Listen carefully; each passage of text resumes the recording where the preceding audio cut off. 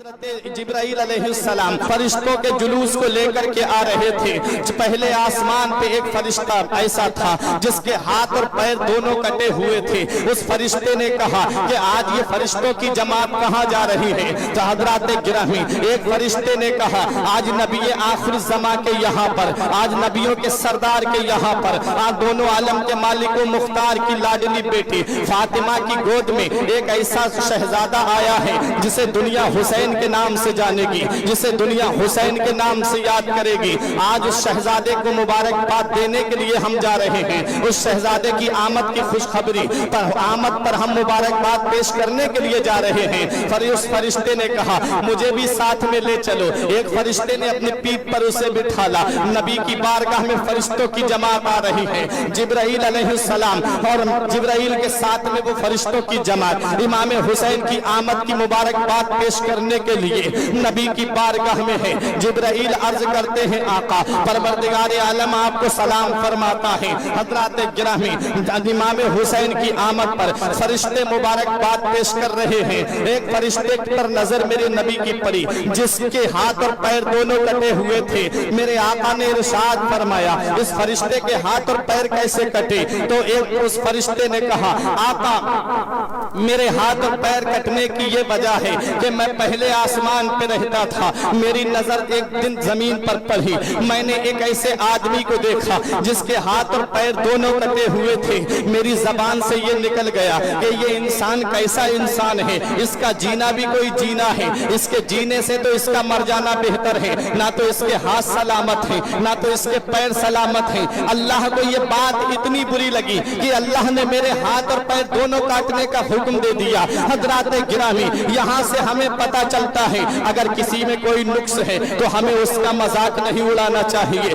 یہاں سے ہمیں پیغام ملتا ہے اگر کسی کے اندر کوئی کمی ہے تو ہمیں اس کی ہنسی نہیں بنانا چاہیے۔ اگر کسی کے اندر کوئی عیب ہے تو ہمیں اس کے عیب کو ظاہر نہیں کرنا چاہیے۔ اگر کسی کی آنکھ میں خرابی ہے تو ہمیں اس کی آنکھ کو دیکھ کر کے مذاق نہیں اڑانا چاہیے۔ اگر کسی کے پیر میں پولیا ہے تو ہمیں اس کے پیر کو دیکھ کر کے مذاق نہیں اڑانا چاہیے۔ اگر کسی کے ہاتھ میں خرابی ہے تو ہمیں اس کا ہاتھ دیکھ کر کے مذاق نہیں اڑانا چاہیے۔ اللہ کا قرآن کہتا ہے کہ کوئی قوم کسی قوم کا مذاق نہ اڑائے، جس کا تم مذاق اڑا رہے ہو وہ اللہ کی بارگاہ میں تم سے بڑا بھی ہو سکتا ہے۔ اللہ کی بارگاہ میں اس کا مرتبہ تم سے زیادہ بھی ہو سکتا ہے، کیونکہ مرتبے تو اللہ جانتا ہے۔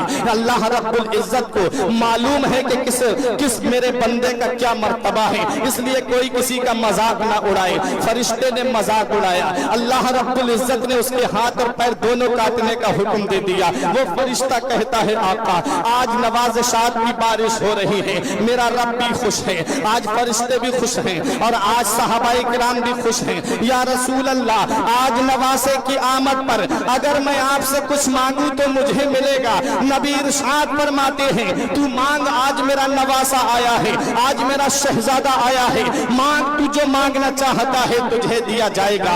اس فرشتے نے کہا آقا میں آج کچھ اور نہیں مانگنا چاہتا ہوں، حسین کی آمد کی خوشی میں میں یہ چاہتا ہوں کہ آپ رب کی بارگاہ میں دعا کر دیجئے پروردگار میرے ہاتھ اور پیر دونوں واپس کر دے۔ میرے نبی نے فرمایا بس اتنا سا۔ میرے نبی نے امام حسین کو اپنی آغوش میں لیے ہوئے تھے، جو جس چادر میں حسین لیٹے ہوئے تھے اس چادر کا ایک کنارہ اس فرشتے کے ہاتھ اور پیر پر مس کر دیا۔ قسم خدا کی اس کے ہاتھ بھی واپس آ جاتے ہیں، اس کے پیر بھی واپس آ جاتے ہیں۔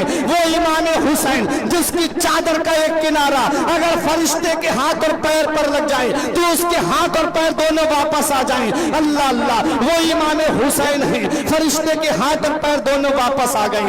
فرشتوں کی جماعت آ رہی ہے، تقریباً 1,40,000 فرشتوں کی جماعت آئی تھی حسین کو مبارکباد دینے کے لیے۔ یہ حضرت علی شیر خدا کو اجازت ملی کہ اندر آنے کی اجازت دی جائے۔ صحابہ کرام اندر آ رہے تھے۔ حضرات گرامی امام حسین کی آمد کی خوشی میں صحابہ کرام مبارکباد دے رہے ہیں، صدیق اکبر مبارکباد دے رہے ہیں، فاروق اعظم مبارکباد دے رہے ہیں، عثمان غنی مبارکباد دے رہے ہیں۔ علی گھر میں لاڈلے کا آنا مبارک ہو، فاطمہ گھر میں لاڈلے کا آنا مبارک ہو۔ حضرات گرامی وہ فرشتہ جس کے ہاتھ اور پیر واپس آئے تھے سب خوشی منا رہے تھے، اس کی آنکھوں سے آنسو ٹپک رہے تھے۔ میرے मेरे नबी ने फरमाया तेरे रोने की वजह क्या है? उस फरिश्ते ने अर्ज किया आका, आज जिस नवासे की आमद पर इतनी मुबारकबाद पेश की जा रही है, जिस नवासे की आमद पर फरिश्ते मुबारकबाद दे रहे हैं, जिस नवासे की आमद पर सहाबाए किराम मुबारकबाद दे रहे हैं, उसी नवासे को आपका कलमा पढ़ने वाले, उस नवासे को आपका नाम लेने वाले मैदान करबला में 3 दिन का भूखा प्यासा शहीद कर देंगे। मेरे नबी ने फरमाया कैसी बात कर रहा है? अभी मेरा लाडला पैदा हुआ है, अभी मेरा नवासा इस दुनिया में आया है, अभी मेरे नवासे की उम्र ही कितनी है और अभी से तू मेरे नवासे की शहादत की खबर सुना रहा है।